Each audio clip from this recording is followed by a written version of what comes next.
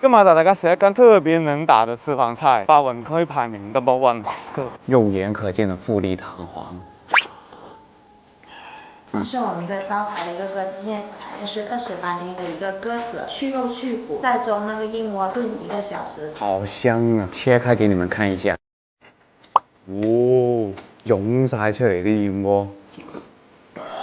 特別鮮甜，你睇佢個湯雖然好清，但係啲味道超濃，有豬骨、雞骨仲有火腿嘅味道，吊足24個鐘，真係鮮。每啖湯都係燕窩，300蚊1盅嘅湯。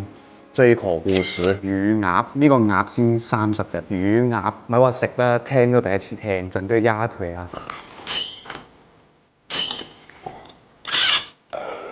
個皮有幾酥脆，你都食得出啦。除咗出面嗰層脆皮之外咧，你仲食得出佢原先嗰種好滑嫩、帶少少油脂、有彈性嘅感覺，真係豬絕。佢咬落去仲要係爆汁㗎，一啲鴨騷味都冇，反正就很絕很絕。哇！我一個人真的能吃幾隻？冰燒3層肉，每一塊都係好標準嘅3層，好脆啊！哇！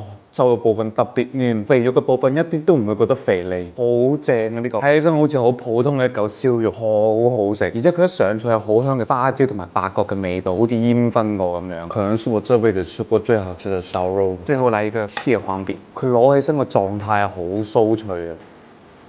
入面係真係有蟹黃同埋蟹肉啊！佢嘅皮咧食落去特別酥快，入口就碎開，一啲都唔會有厚實嘅感覺。不過酥皮搭配個芝麻咧，烘烤嘅味道特別明顯，我覺得稍微會冚過咗啲蟹黃同埋蟹肉嘅鮮味。不過整體係好好食，我都算食過唔少私房菜啦。呢間嘢嘅每一個出品都有啲令我驚豔嘅感覺。佢個燒肉嘅肉係嫩嘅，皮係脆嘅，乳鴨咧多汁皮脆，蟹黃餅個皮夠酥化，真係就每一個菜嘅每一個部分同埋工序都係做到好到位。非常值得你打卡嘅一間店。